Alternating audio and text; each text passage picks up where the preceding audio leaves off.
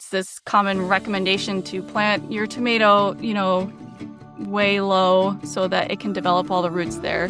That works great in raised beds, but if you have poor drainage, we learned it was a really bad idea because they were just drowning. You're listening to How I Grow This, exploring stories of gardeners from across the globe as we learn from their biggest tips and tricks to some of the things not to do. I'm your host, Luke Hammond. Welcome, Cameron and Becky Porter, the Seasonal Homestead. I am so excited to have you guys on the How I Grow This podcast. It has been a long time coming. I know that I've been talking with you guys about a podcast for probably 2 years, maybe. Yeah. Maybe we've known each other for probably 4. For those of you who don't know, Cameron and Becky run the Seasonal Homestead YouTube channel, and they are probably one of the fastest growing homestead channels out there. People watching them. Really, we're going to dive into their story. We're going to dive into their growing. They grow it all, and I don't think they've gone to a grocery store in 4 or 5 years. These people are crazy. You guys are going to love getting to know Cameron and Becky. Becky, thank you so much for jumping into the How I Grow This podcast. I want to start off with this question. What got you into gardening, and can you talk us kind of through that journey of why you jumped into organic gardening specifically? Sure. Yes. So the journey started a long time ago, back in 2012.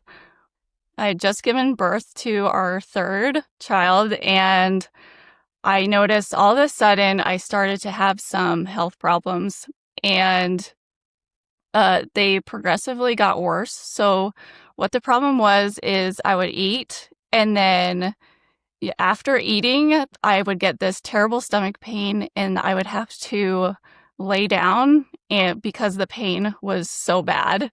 And at the time, we had 3 kids that were basically 5 and under. And so it was really hard to do this routine of eating and then, I have to lay down because it hurts so bad. And I also started to develop a couple other things. I had trouble swallowing, and there was some acid reflux and stuff like that.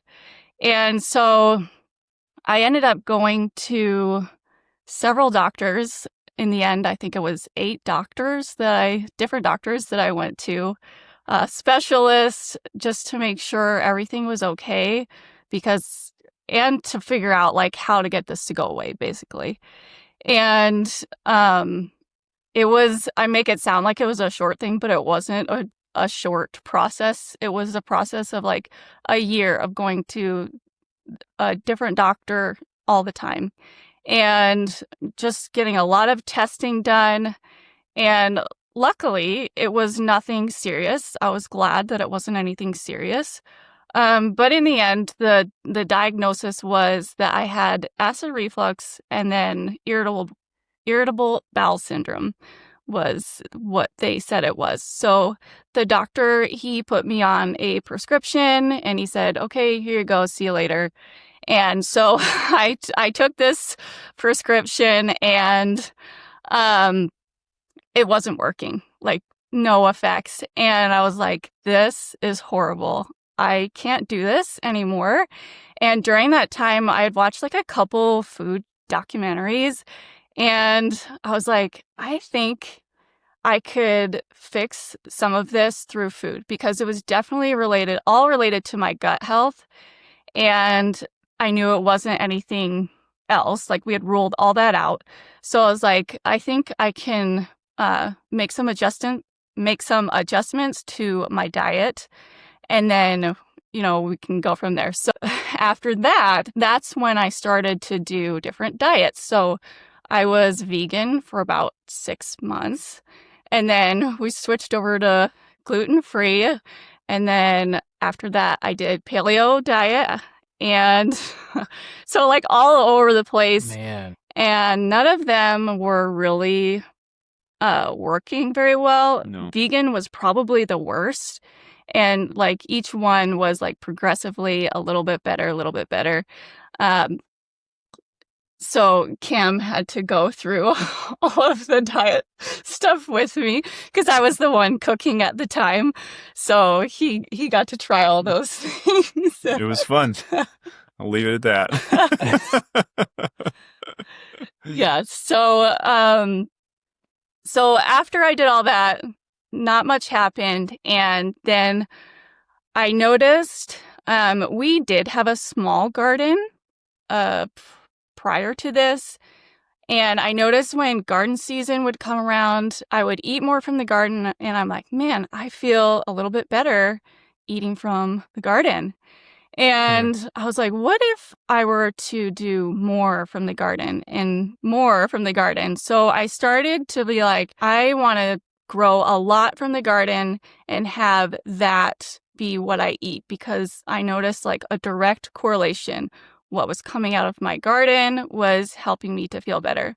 And the other thing as well was that helped a lot was I did a lot of fermentation of the garden food, and specifically I was making like kimchi, a vegetable thing, and I couldn't do dairy still at that time. That's why I chose kimchi, and I ate that every day, and it was so good. It was just like healing me from the inside out, and it didn't happen overnight, but over the course of like another year, all of a sudden I was like, I don't have any more pain. I don't have any more acid reflux.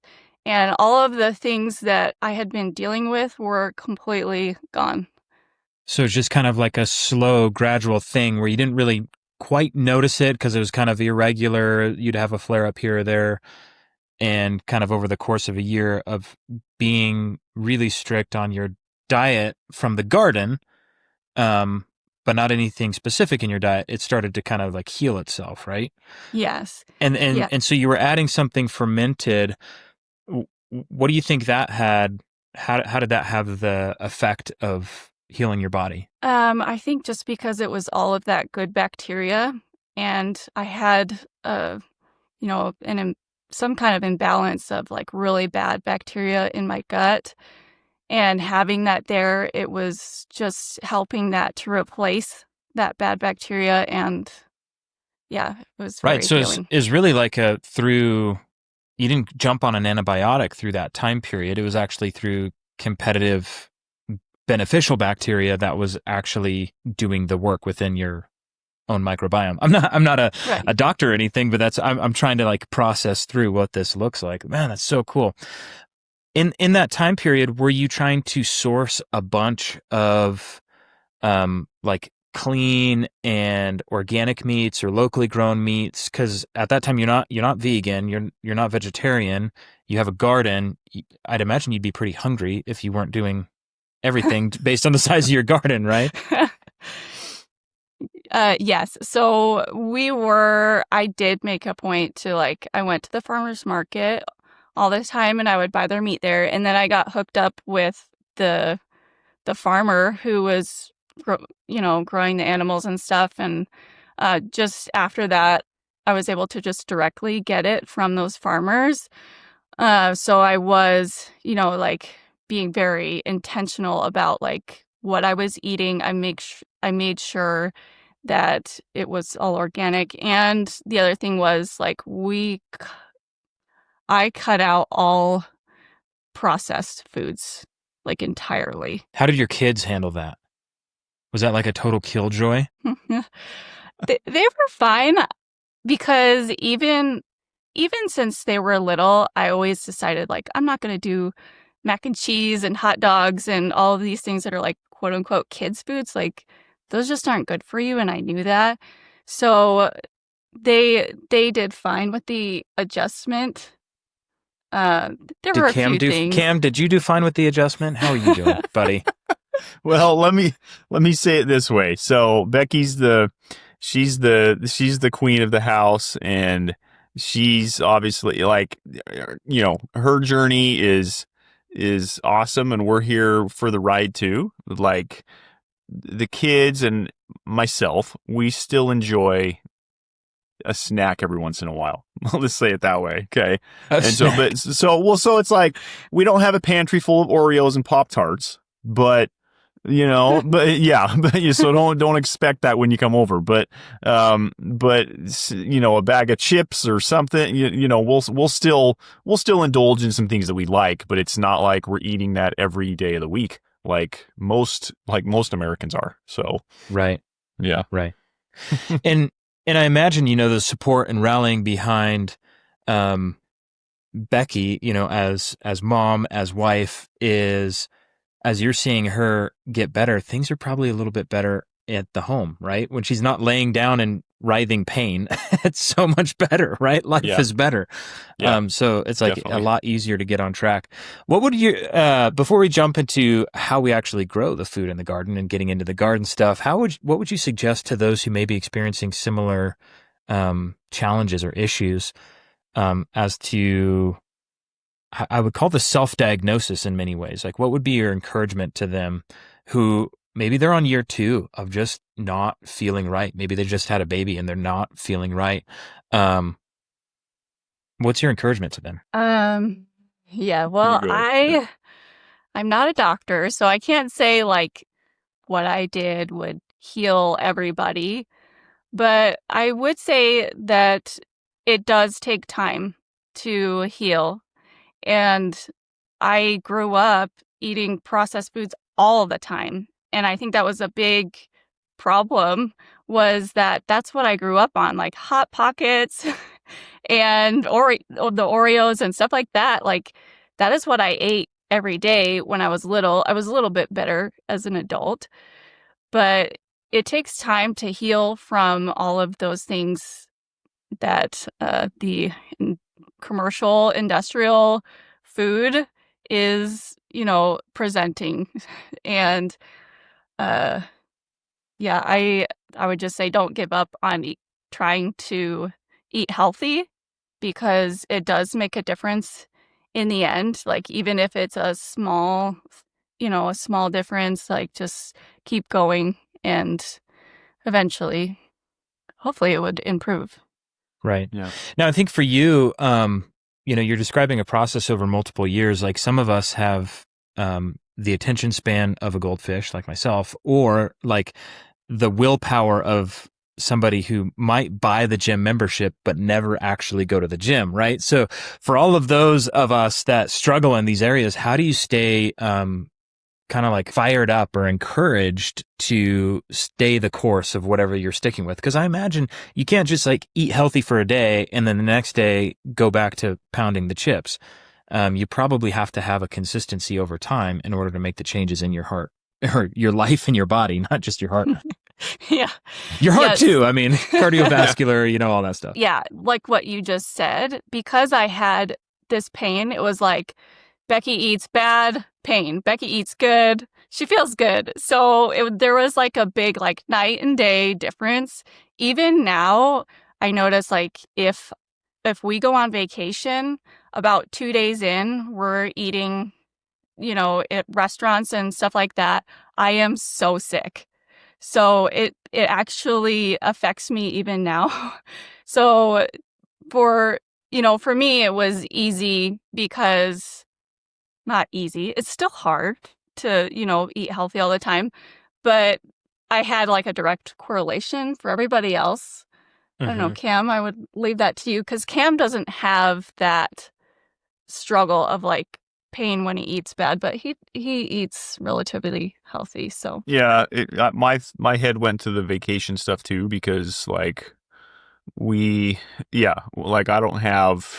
I don't get bedridden when I eat something that's processed necessarily, but when we go on vacation and we are kind of eating much more of, we'll call it non-garden food, because it's still like a lot of fruits and healthier than average, but it's restaurant food and things like that. And so like me and the kids aren't getting like sick, but we very often we are like, I can't wait to get home to like eat our food, and it's not that we don't have this secret underground recipe. It's just like simple, normal food that isn't laced with chemical colors and additives and whatever to make it, sit on the shelf for 18 years. But, it's just and Becky food. is an amazing cook as well. So that does help. And, it's both.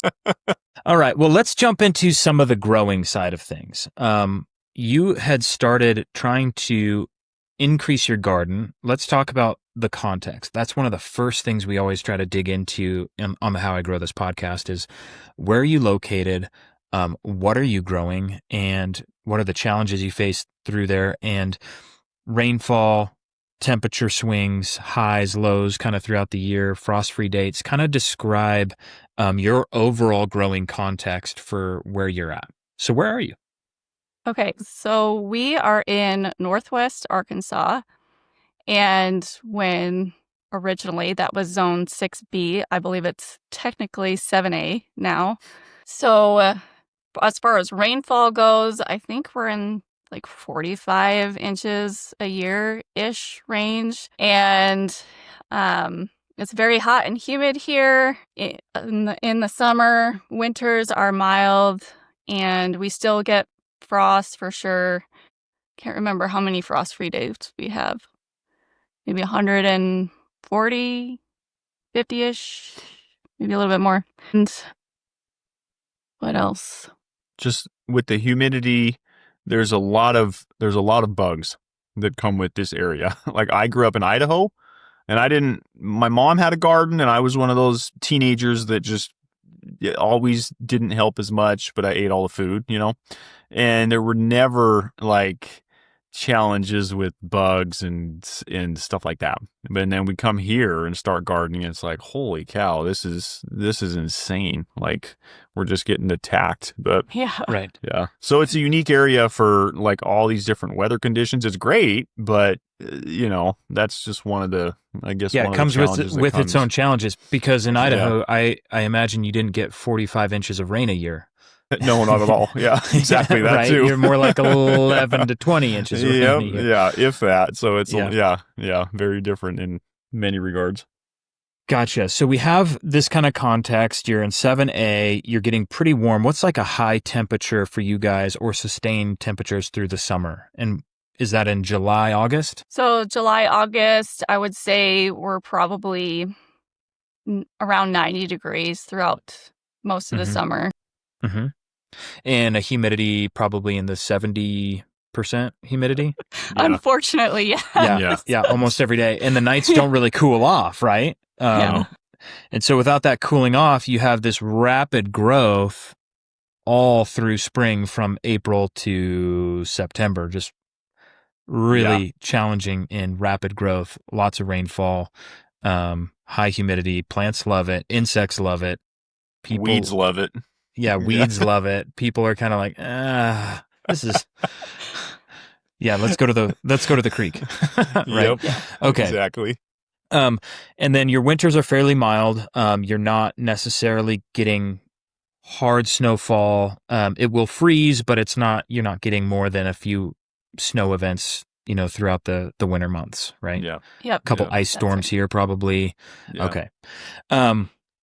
So let's talk about and when you've had smaller gardens as you're scaling into your current garden.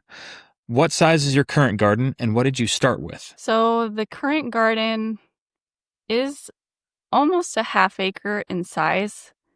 Vegetable garden alone is half acre in size. And then we have about like a half acre in berries and a half acre orchard. And what I started with was one raised bed that was like 3 feet wide, and it was probably like 16 feet long. And then, so you scaled from one raised bed that was 3 feet wide and 16 feet long. You're like, I need more room. I'm going to eat out of the garden more. I feel better. I'm doing better. Let's expand the garden. Did you go straight from that 16-foot long one bed to a half acre? Walk me through that journey a little bit. Yeah, sure. So our first house, that is where we had that one raised bed. And that was the very first year. And then year 2, we added 3 more raised beds to that Yeah. area. And then we were in that house for probably 3 or 4 more years, had those same raised beds. Then we moved to a new place. And at our new place, it was still in a suburban area. We were living on a third of an acre. And the previous owner, a year after purchasing the house, had offered us their property next door that they still owned and said, "Hey, do you want to buy this? It's another third of an acre." And I was like, "Yeah, I want to buy that." So we bought that, and it was covered in trees. We cleared all of the trees in that area, and we put a garden over there. And that garden was probably an eighth of an acre, like 5,000 square feet. Yeah, around roughly. There. Okay. Yeah. So that's what we had when I was starting on this journey of I want to grow a year's supply of vegetables.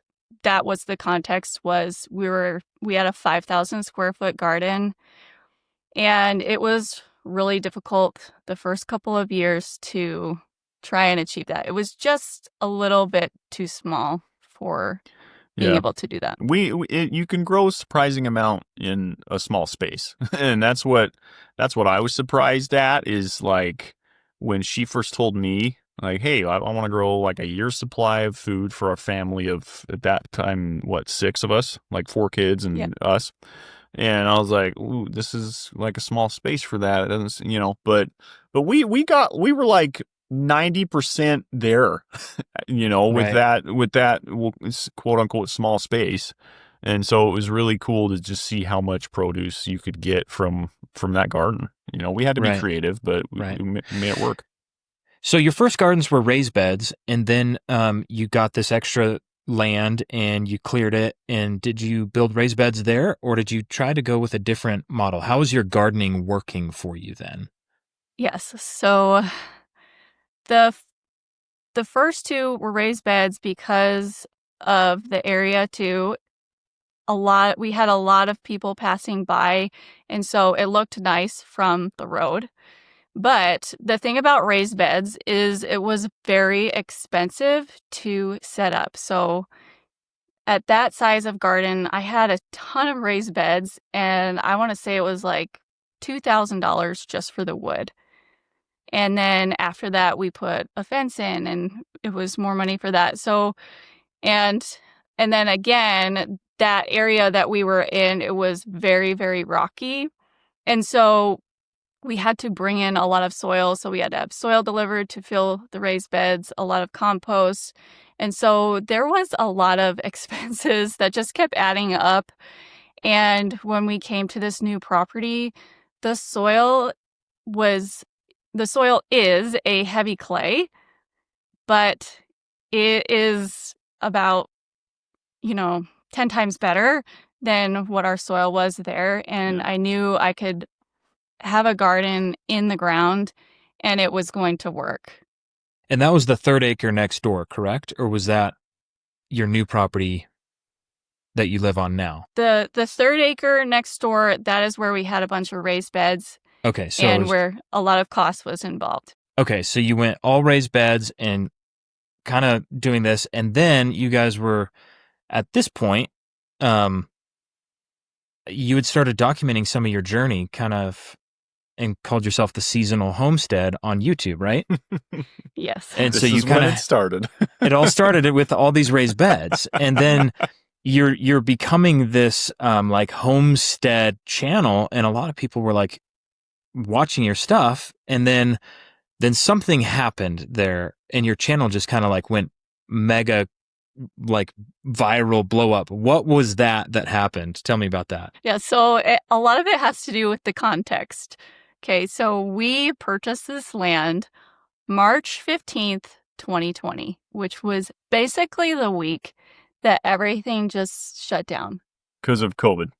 Yeah, and that was the first video that I made for the channel was on that day that we, signed the papers, bought the property. We came up here and we made that video. Yeah.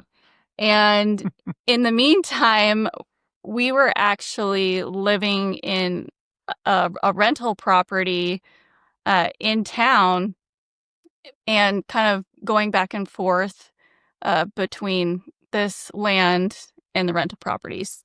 Because when we bought this land that we're on now, it was a pasture. It was a cow pasture. It had no garden, no house, nothing. So we were starting over clean slate, essentially. Gotcha. So 5 years ago, plus or minus a couple months, COVID's about to hit. You guys are already 7 years into this gardening journey of getting your health corrected and going through this. You have a large garden at this point, a very large garden you've got your third of an acre house and a garden, and then a third of an acre that's next door, adjacent property that you're gardening. And you guys are like, this is not really our dream. We want to have acreage and a property and a homestead. And you're like, let's maybe consider dabbling in a YouTube channel. And lo and behold, the world shuts down and the interest for homesteading skyrockets the second you buy this property. That's pretty serendipitous, right? Like that's pretty awesome. It was. And yeah, there was a lot that went into it. We were looking for a property for about a year before we found this place, but it definitely was. Timing was good. Timing was excellent. So I was already doing a lot of preserving, and in the fall of that year, I did basically a tour of our pantry, and we weren't in our current house that we're in now yet. We were in our previous home, and I showed the pantry, and that video got a couple million views because of the time, and everything kind of went from there. Right. So you have this pantry video that goes completely viral, a couple million views. You don't have a huge channel at this point. It just goes from, how many subscribers or followers, or how many people were looking at your stuff before that video goes completely viral? I don't know. I probably a couple thousand. I don't know about that. I think I had about like 5 videos uploaded at that point, maybe 6. Who knows? Man. It was a few videos, because I remember looking at the comments on the pantry tour video and then being like, who is this person? She only has this many videos. And I think we only had probably maybe 500 subscribers. Maybe. Okay. At maybe that it was point. that. Yeah. So a zero name channel, and then you just get mega viral overnight. It's like, that's everyone's who starts a YouTube channel's dream. Like, hey, let's create a viral, and it happens. And then you're like, oh, wow, like we have something here. I'm going to keep going down this lane. We're already building our homestead, and we're building out this new garden space. And so as you're building out this new garden space, you've already had some challenges with finances of just the expense going into it. You had raised beds, you were buying in all the soil, the context changed, and you're like, you know what, let's garden a little differently. Who was your inspiration for how to garden differently, and how did you decide how you wanted to set up your new garden and kind of garden in the style that you're gardening now? Yes. So I read a bunch of books, and I was really drawn to the market garden style of gardening, J.M. Fortier. And I read his book, and I was like, I think I need to do it this way just because it's more efficient than like the raised beds. The trouble I had with that was the way I had it set up. I had a lot of space in between the beds, and it just wasn't space efficient, and I felt like I couldn't really use all of the tools that were available because I had these raised beds. And so I knew that I wanted to do an in-ground garden, market garden style, and I wanted to implement all of those things that JM was already doing into my garden. Very cool. And so that's quite the shift. And you immediately invested into the tools that JM had, or did you kind of scale into that?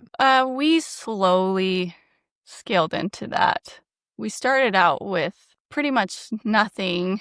And the first time we tried to we were planting raspberries into basically pasture area. And it was like, what do we do? Okay, well, let's try and shovel.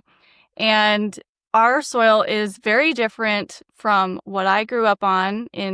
I was raised in upstate New York, where if you put a shovel in the ground, it just flows right in.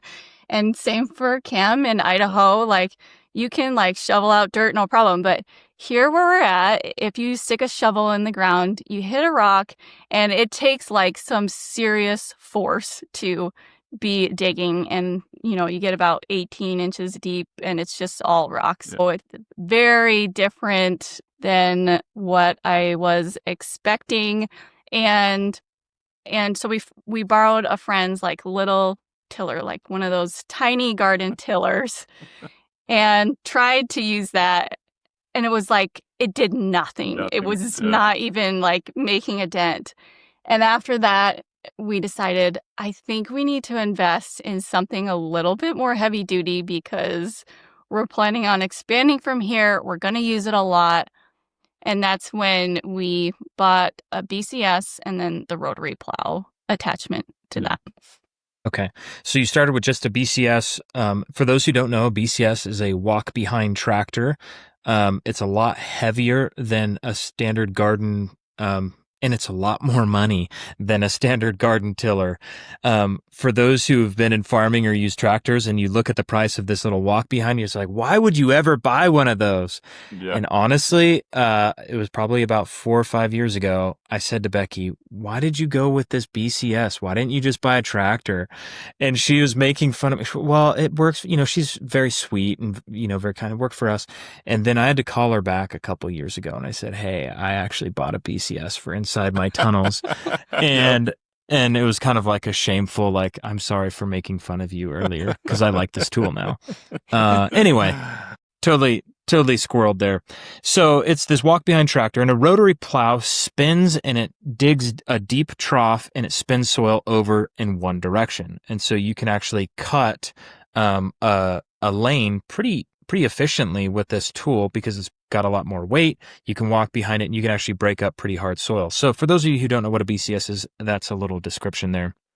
So did you only start with the one tool, the rotary plow, with that BCS, or did you buy a couple other implements for that as well? Yes, we started with the rotary plow, and that's all we had for probably 2 or 3 years. First 2 years, yeah.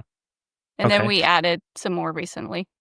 And so when you had that tool and the rotary plow, did you go over the entirety of the garden, or did you try to leave just the JM style, as he only takes the rotary plow over the aisles and he kind of throws the soil onto a permanent bed, which is then broad forked?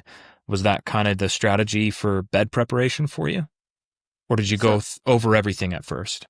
So originally, we did lay down a silage tarp first before we even started the garden. So that helps to kill off a lot of the annual stuff that was there, and most of the perennials, actually, because we had it on for about a month. And then we took the plow onto it, and we just did the whole thing, because we were trying to mix in some amendments just because the way our soil was, and some results from the soil tests as well. We wanted to make sure that we adjusted everything where it needed to be. So we did add in some compost. And sand and stuff. Yeah. Not a lot, but yeah. Not a lot of sand. I added sand and peat moss initially, but every time we broke open more garden space after that, I didn't add any, because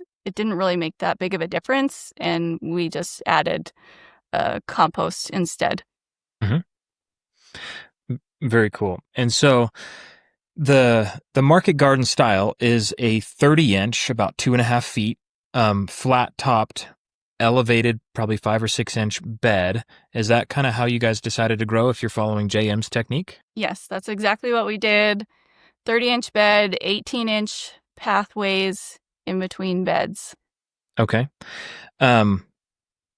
So we've now kind of established you completely shifted from raised beds. You established this new garden space, and at first it wasn't the half acre it is now. It was a little bit smaller, right? How much space was it? The first year we started out doing, it was just one 24 by 100 foot silage tarp. So 2,400 square feet for the first year. And then the next year, like, we added another silage tarp, and we just kept adding. Actually, no, we had 2 there. So sorry. Yeah, it was 5,000. Yeah, sorry. It was 5,000 square feet. We did 2 tarps. Gotcha. So 50 by 100 space, and 5,000 square feet.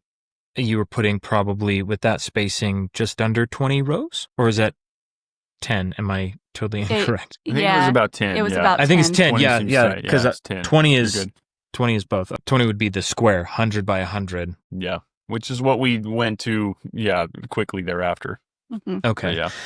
And you're still trying to grow the majority of your food kind of through these succession plantings. Let's talk now a little bit about what is it that you're growing and how much of each kind of thing you're growing now for a family of not 6, but stuff changed a little bit in the last few years. And now there's like 8 people in your family. Congratulations. So you're feeding this small army. You know, your older kids have grown up into the teenage level. Cam's a pretty big guy. He's like 6'7" or something like that, you know, with high stature, you know, and so I'm sure he takes a lot of fuel. So what are the foods that you're growing out of the garden? So the better question is what we're not growing, probably, because really anything you can think of as far as vegetables go, we grow. There's just a few things that our family does not eat, and that's what we're not growing. Like, let's talk about that. That sounds fun. Yeah, so we don't grow beets right now, although we are growing a few now for our animals. That's what we think beets are good for. I know a lot of people just because you don't like them, you think beets are no good. We've tried them. We've tried to like them, and it's just not our thing. I don't know. We can eat them. They're fine, but it wouldn't be my first choice. Yeah, right. Eating beets. There we go. Yeah. What else? Beets. Yeah. What else don't we grow? I think here. It's probably. I think you grow everything. We do not grow Brussels sprouts. Oh yeah. That is one we have attempted several times. I love Brussels sprouts. Actually, they're one of my favorites. But they are incredibly difficult to grow here because of the pests, and they need to be very well, like, undercover and stuff, and I just haven't put the time into it. I'm sure that I could grow them. I actually have a friend who's a market gardener in our area, and he has grown them before successfully, so I know it's possible, but I just have not been able to invest the time into it that it needs to, like, keep it covered and making sure that everything's good there. So that is one that we've just kind of said, we're not going to grow this right now. In the future, sure. That brings up some interesting points. You talked about Brussels sprouts really bring on the pests, and many brassicas are the same way. And I know that you guys have very, very stringent rules in the garden of pest control. You guys, what is your philosophy on pest control for your guys' food, keeping into consideration for everyone listening that it was the inputs and the other vegetables from other farms that were really messing up Becky's health? So what is kind of your guys' gardening strategy for pest management? So our strategy is basically beyond organic. So we don't even do the organic sprays, which is why I said that growing the the Brussels sprouts is an issue because I won't even spray the BT on the plants just because I don't want to. And that's just a choice that I made. I'd rather just cover it instead. So what I have to do is basically hand pick off all of the bugs that we have, which we have so many bugs. And the first couple of years were the worst for bugs. I think that is often the case when you start a new garden. I actually had this happen with both my gardens. The first 5 years were awful for bugs. And then after that, it slowly starts to get better because you invite all of the beneficial insects there. And also we have a lot of birds now that come and eat a lot of the insects. And so the balance is now there instead of the first couple of years. It was just insane. I understand why a lot of people resort to using sprays because it just feels like, oh, I'm going to lose everything. And, they don't want to, but it's that same sort of thing where you just need to hold out. It's going to get better if you just don't do any sprays at all. And then eventually you don't have as much bug pressure there. Yeah. Right. Because now, it's also too, we're trying to minimize, how do I say this? We're trying to minimize our disruption to nature's, process, and so we've already broke up the ground and interrupted it enough, right? And so it's just a way to let nature do its process, and as long as we're patient enough, then it should in theory balance out in the end, like Becky was saying. So But you guys are also doing a lot. There's different physical controls outside of the biological or chemical sprays out there. You guys are using some insect barrier, I presume, like a insect netting of sorts or frost cloth. Yeah, on a lot of crops. Yes. Let's talk specifically about let's walk through some of the biggest pest pressure problems that you've had in the last couple years. I can distinctly remember one video, and I think that it went mega viral, I think, again, because she has that way about making great videos. But let's talk about some of the pests that you've done and then the controls that you do use to manage pests. Yeah, well, the one I'm thinking of, and I don't know if you're thinking of the same one, it was the blister beetles. Those were crazy. It was a extremely dry year, and when you have a dry year, the blister beetles just proliferate, and so do the grasshoppers, of course, and stuff like that. Because they hatch better in dry heat or something like that. Wasn't that what it was? I have no Who idea. knows? But they were bad. They were bad that year. Yeah, so they were all over my potatoes and even on other things, and I would go out every single night because during the day they're hiding. They're all in the shade and stuff. And then at night they all come out and they're all over the leaves of these potatoes. And so I would go out with a bucket of soapy water and just shake them all off of the leaves of the potatoes. And then I'd go over to the tomatoes and shake off all of them there. It was a huge commitment of an hour or two every single night for probably a few weeks. Trying to herd a couple million beetles into a bucket of soapy water. Yeah. That's awesome. Yeah. Awesome. Did you also get out there with a vacuum at one point? Or were you using a little vacuum? I think we tried that, or maybe the kids thought this may be a better way. That was attempted. It wasn't the best method, I guess we'll say. No, I've heard people say that that's very effective, but I've yet to have good results with the vacuum. I haven't quite figured that out yet. Yeah, maybe Gotcha. we're just doing it wrong. Yeah. Yeah, I know some market gardeners, depending on the insect, not blister beetles, but depending on the insect, will use the small little battery powered, the cylinder is only this big, but you're just kind of spot treating, if you will, and catching those bugs, and rehoming them to their new paradise, under the zone, under life, whatever that is. Kind of like you rehomed them into a bucket of soapy water. Very cool.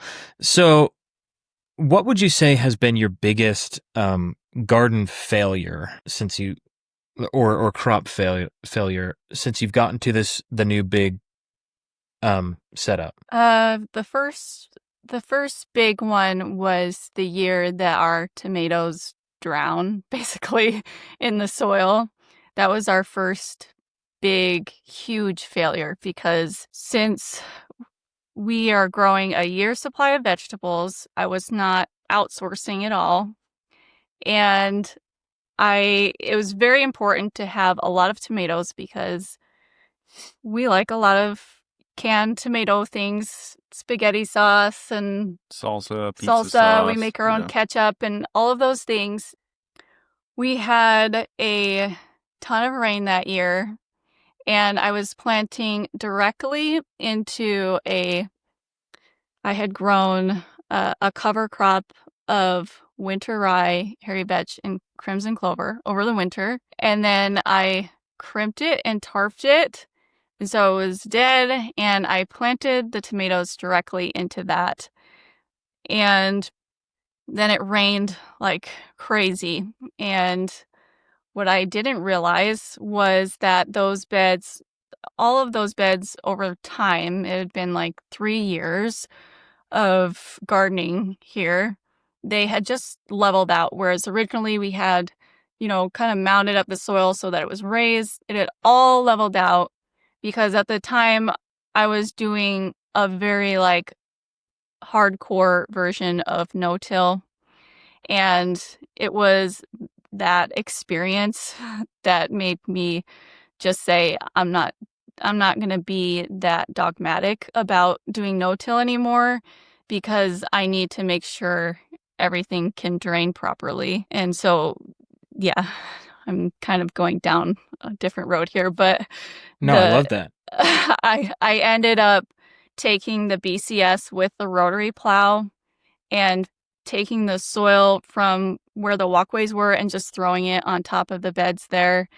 And then also I put compost on top of the beds, and I had to replant all of those tomatoes in that area because they were just it was like a pond was underneath the soil. And that's another characteristic of the soil here, is that you dig a hole, and then if it rains 2 days later, you have a pond, because it just doesn't drain very well.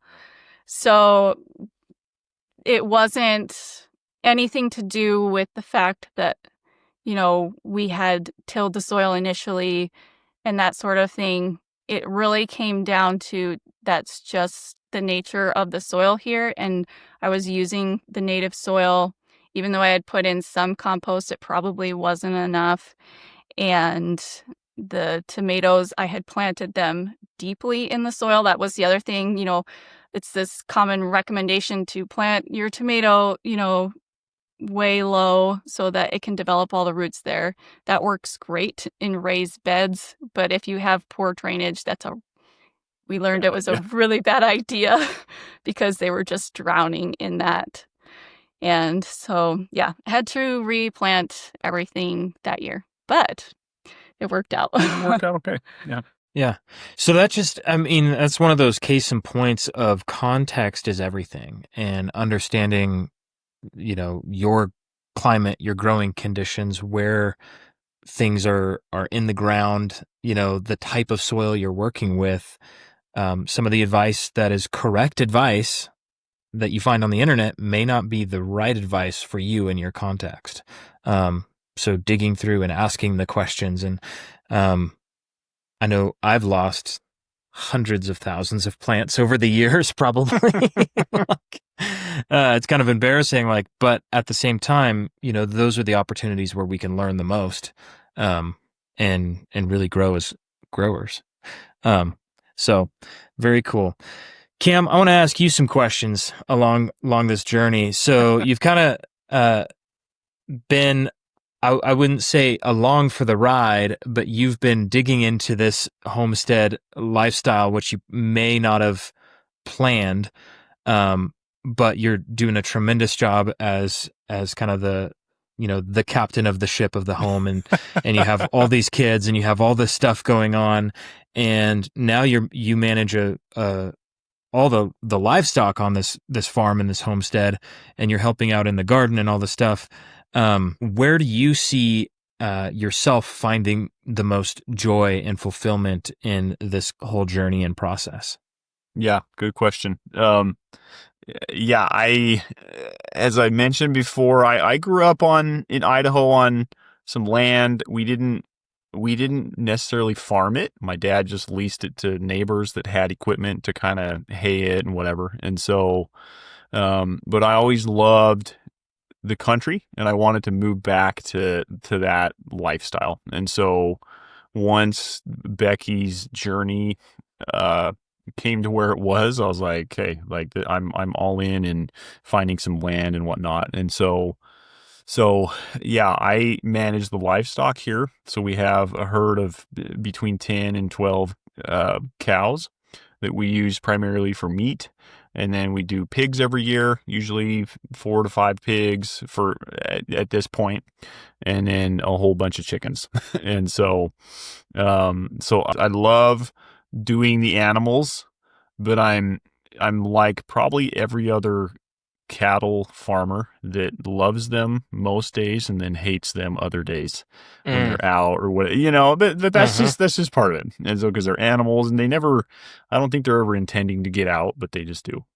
And so, but as far as your question, I find joy in, and Becky's very helpful with this, in the projects. Like I love creating and making things. Like Becky and I are very aligned that as humans, like we're designed to produce, right? Like in this culture right now of consumption, okay, in the world, like we're built to produce things, not consume things. And so that's what we're trying to teach our kids. And Becky's really good at making sure I always have a project that I can do either for her. And if I'm caught up on those projects, then I have plenty of my own that I enjoy doing around the homestead, whether it's directly to benefit her or just, some treehouse for the kids or whatever. So that's what I really enjoy about this place. And there's a never ending supply of projects to do. So it works out good. Right. And on top of all this, so you have this enormous garden, you have all this livestock, you've got all these animals, you've got this orchard, you've got a suburban full of children. Right. So or are you beyond the suburban level? I think, are we in the van, the passenger van? Yeah, small bus. It probably would fit us better. Yeah. We fit in the suburban, but just barely. Yeah. Right. Maxed out. The one with the bench seats, not the captain's chairs. You got right? Yep. And you're homeschooling, right? Yep. So you're educating your children on top of that. That is a lot going on. How do you guys stay encouraged and not feel I know you feel the overwhelm, but how do you stay unified as a team, digging into this journey that you've created? What do you have to say no to potentially? Or a lot of things. Yeah. The other thing, I don't know if you mentioned this, is Cam works full time. So he basically does his, farm homestead stuff like mornings, nights, and weekends, and maybe some lunch hours, kind of thing. Yes. So I would say the majority of the time we rotate the animals on pasture. It's like 11 o'clock at night, and Cam's like, I'm going to go out and move the cows. I'm like, yeah. Okay. So I would say there is no such thing as balance, because there isn't. If you're doing well in one area, then something else is suffering, so you just kind of have to keep everything just spinning, all those plates spinning, Yeah.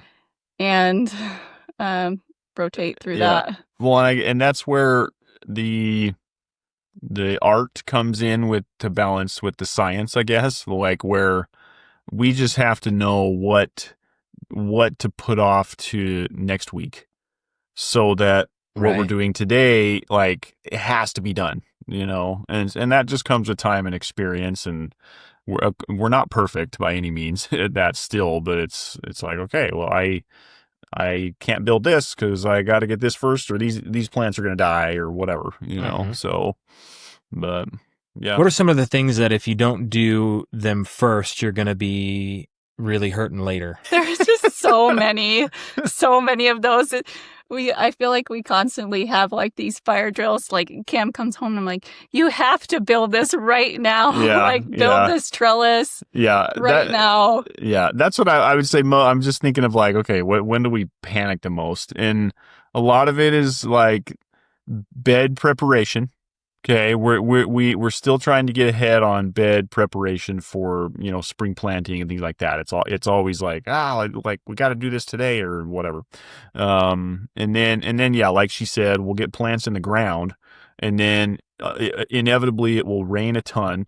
And so like cucumbers, for example, they're just shooting out of the ground like crazy, and they got no trellis to lean on. So it's like, okay, we got to hurry and throw that up or whatever. Yeah. So, and the same with the irrigation. That has been a struggle for us every year. Yeah, we're always like, oh, we're good. We get so much rain. We're totally fine. Like we get all this rain in the spring, and then it's like, a switch flips and all of a sudden it's like, oh, it's so dry. It is so dry. We've got to get the irrigation on right now. Mm-hmm. So that is definitely a big one, is the irrigation every year is like a huge undertaking. Yeah. That is very much a panic thing usually. Yeah. Yeah. Yep. And then inevitably the pigs get loose or something, first thing in the morning. So that obviously then will take priority, but luckily that hasn't happened for a while. So yeah, knock on wood. Yeah. Yeah. Awesome. I have just a couple more questions for you if you have time. We've talked about pests. We've talked about the garden context. We've talked about the animals. We've talked about, all the chaos and craziness. Let's dive into what your pantry looks like, because this is one of the biggest things that you guys are known for, because you do grow and store and put up all the food for the majority of, actually not the majority, the entire year. It's not like all at one time it's in the pantry, because you have all the fresh eating stuff and all of that. But walk us through maybe a little bit of the size of the pantry, all the food in there, how much you are putting up, how many quarts of pickles, or what you mentioned earlier, kimchi. What does that look like for you guys? I'll explain here. Let's do it this way. I'll explain the pantry plus all of our food storage, and then you can go into the details. Cool. So the pantry, as we'll kind of talk about it, includes our cold pantry, where all the canned goods are, and then dry pantry for like flour, rice, stuff like that. And then in addition, because this is food storage too, we have multiple freezers for like meats, and then I would include in our food storage the live plants outside, because that's what we're eating in the summer. But so with that as kind of the preface, then Becky can talk about more of the details, I guess, or whatever. Do you know the size of our pantry? Yeah, the cold pantry is 8 by 13, 8 feet by 13 feet.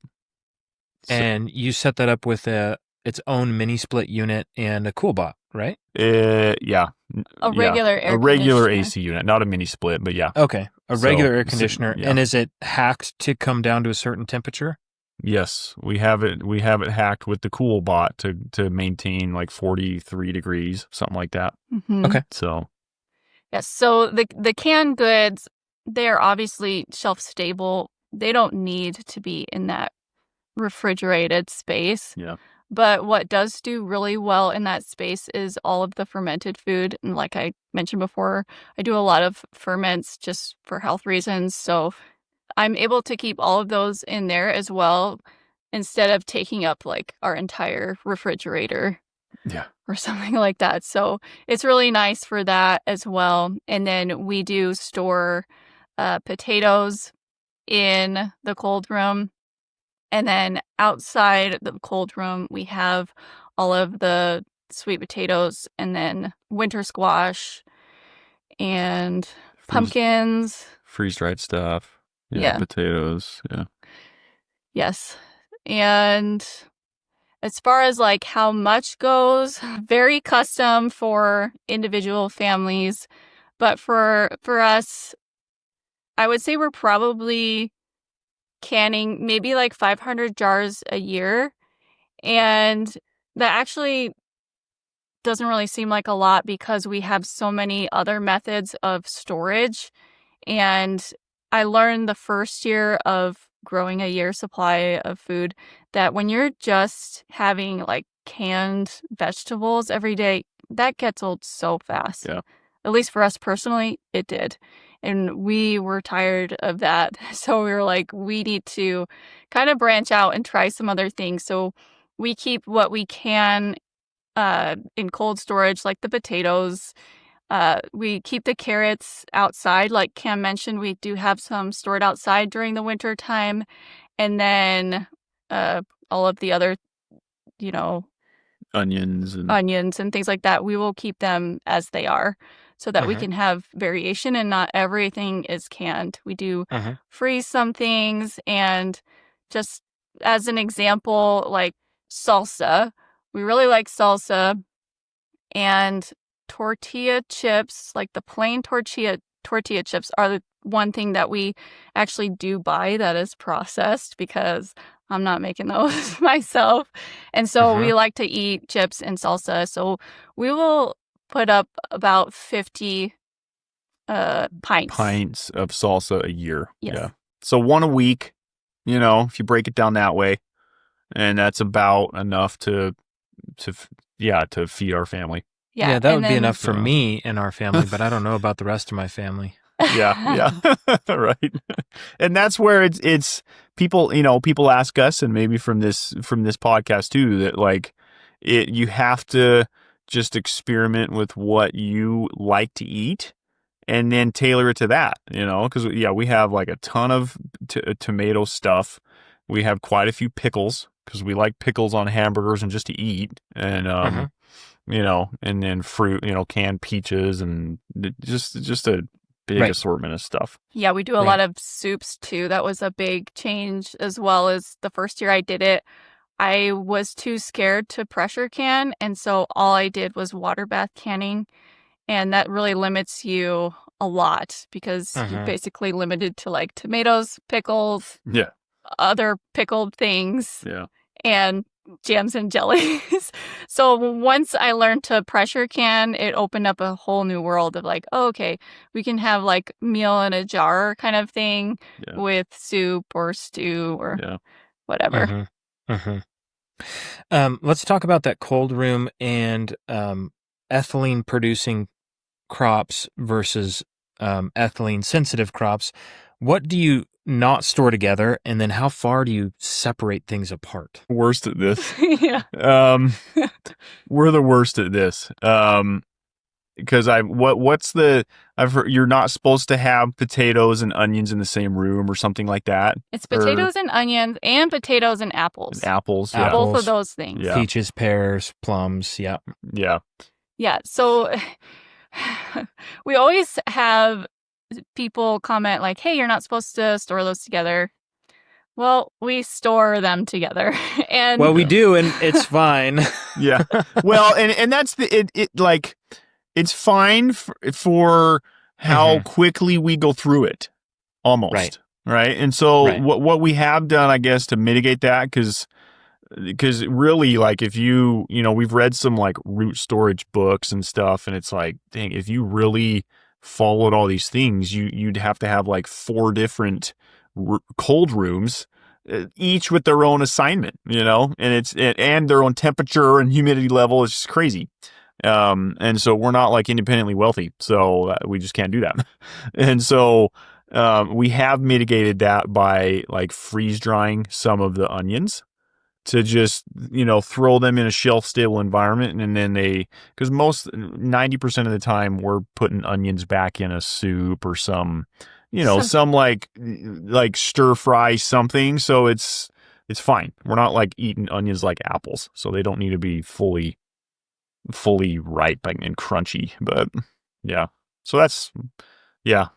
I don't know. Do you want to redact any of my "we're the worst" comment? We are pretty bad at it. I would say now, what Cam said is true. Like we don't even put the onions in there anymore. They just don't do that well. So right now, what we do store together that you quote unquote should not store together is potatoes and apples. And I do try and put them on opposite sides of the cold room there, but it doesn't make too big of a difference in my opinion. I think it's a small enough room. It's just, yeah, I don't know. Do you guys have any circulation set up in that room? Do you have any fans, or it's all still air? Okay. Cool. That AC unit is blowing pretty frequently. Mm-hmm. So that's moving it, but yeah, we don't have like an intake and an outtake, vent necessarily. Okay. So we are going in and out of that room quite a bit. Yeah. If that counts. That's our ventilation. It's been yeah. No, I love it. Well, Cam and Becky with the Seasonal Homestead, where do people find you guys on the internet? If they want to learn more about what you're up to, your guys' journey, and kind of watch the backlog of these viral videos that Becky's created, where do the people find you? So our main place is YouTube. It's just the Seasonal Homestead. You can find us there. I also have a website, theseasonalhomestead.com, that goes deeper into specific topics with gardening mainly. And then I also have some recipes on there and some of my preserving recipes on there. And then we're on Instagram at the Seasonal Homestead as well, and Facebook too. Yeah. So most of the social media platforms, go check them out. Well, this has been so fun, so encouraging. For those of you who may have struggled with some health stuff, be encouraged that there may be a way out, and it's going to be hard. It's going to be challenging. But there is hope, and that hope is in what we eat, or at least it was for Becky and Cam. So thank you guys for jumping onto the show. It's been a wonderful hour, and I hope everyone enjoyed it as well. Make sure to like and subscribe to the How I Grow This podcast. It means everything for pushing it forward into the algorithm so people can hopefully be encouraged and learn how people grow what they grow. Nice. Any last words? Thanks for having us. Yeah, thank you. It's always fun to talk about this. Awesome. Thank you, guys. We'll see you next time out in the field.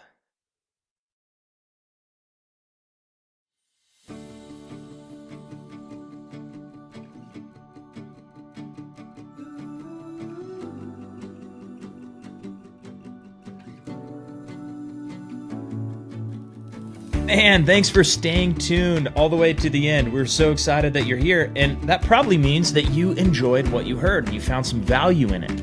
If you could, go and share this with somebody that you know that really helps push it forward in the algorithm. Hit a like, a subscribe, hit a review. It makes all the difference for us. Thank you for listening to the How I Grow This podcast, and we are dedicated to bringing more of these stories to you to help you grow at the next level. We'll see you.